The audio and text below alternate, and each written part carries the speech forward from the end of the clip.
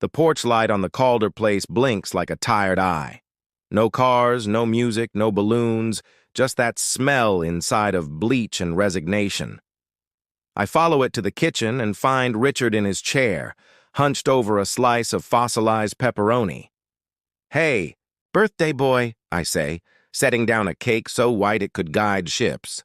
He looks up, a spark still alive behind the mileage. My phone buzzes. Belle, my wife, and her mother Claudia. Palms in the background, cocktails in hand. "Have fun with the geezer," Claudia slurs, and Belle giggles. They hang up, still laughing. When I look back, Richard's hands are locked white around the armrests. He pushes, shakes, stands. My phone hits the tile. "It's showtime," he says, breath steady. "Let's make them pay." He lowers himself back into the chair, sweating, proud. Not walking. Aggressive shuffling with delusions of grandeur. Then the mission brief. 4 months of secret PT while they were at book club. A house mapped like a barracks. Evidence.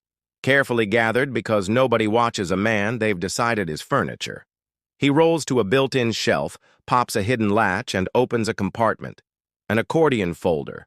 A beat-up flash drive. Operation Family Values. Written. In neat block letters. 3 years, he says. Bank statements. Forged POAs. Recorded calls. They've been draining me and planning to park me in a home until nature takes its course. Nature doesn't take requests. In the garage, another panel swings open to a miniature war room. Cameras, recorders, hard drives. He plays a file.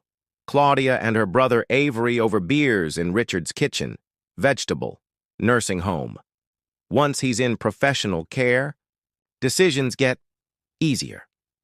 Another file. Claudia at the doctor, pushing comfort care only, claiming Richard asked for no heroic measures. "He didn't. My anger tastes like pennies. Still think this is a family spat?" he asks. "What's the plan?" "We let them keep digging, then pull the ground out from under them. The attic is low and hot and spider-owned. I find an old filing cabinet behind fake Christmas trees. The top drawer holds insurance papers, which is code for everything that changes. Tonight, a notarized amendment naming me trustee and medical financial POA. A county-filed deed transferring the house to me for $1, consideration. Paid as presents and decency, Richard wrote. A new will disinheriting Claudia and Belle entirely. A red contingency folder. PI reports, spending ledgers, and a timeline that translates their caregiving into theft. I climb down shaking.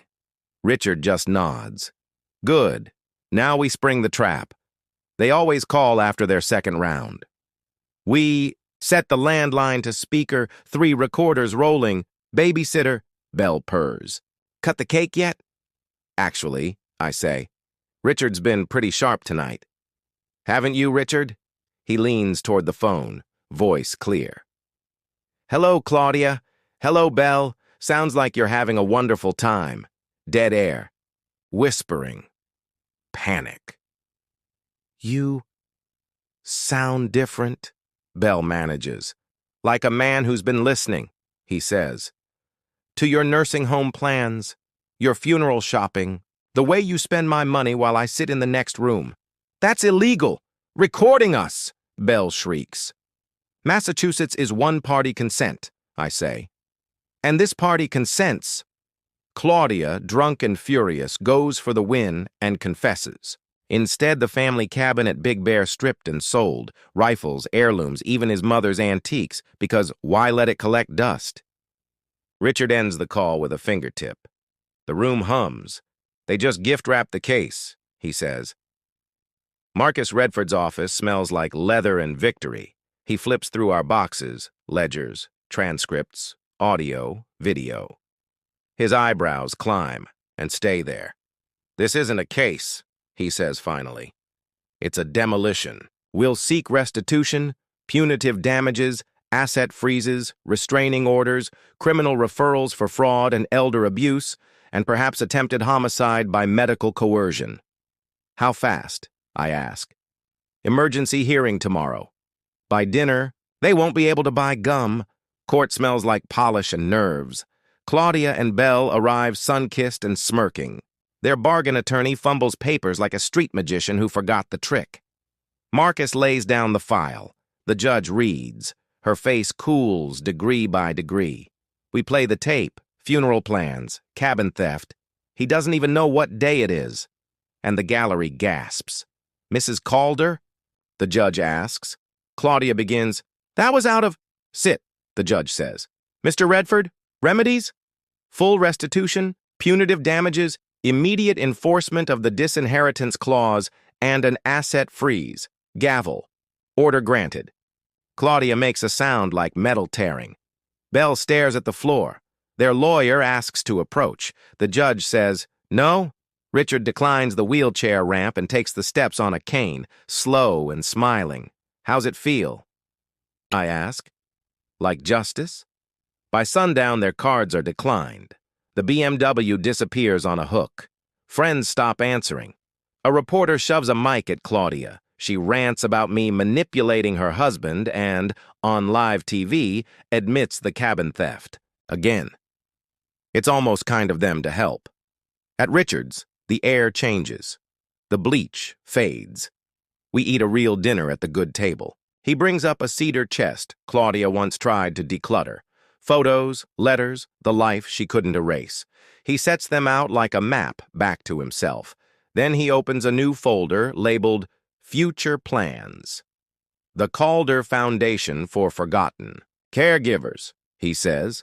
Legal aid for families fighting this kind of abuse. Respite grants.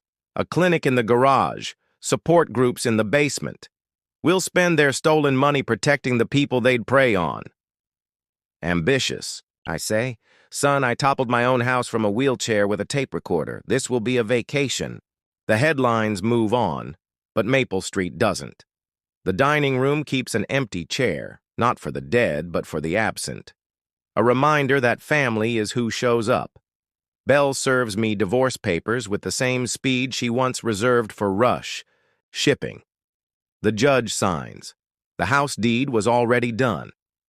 It turns out love is slower than restitution. 3 weeks later, the garage smells like fresh paint and printer toner.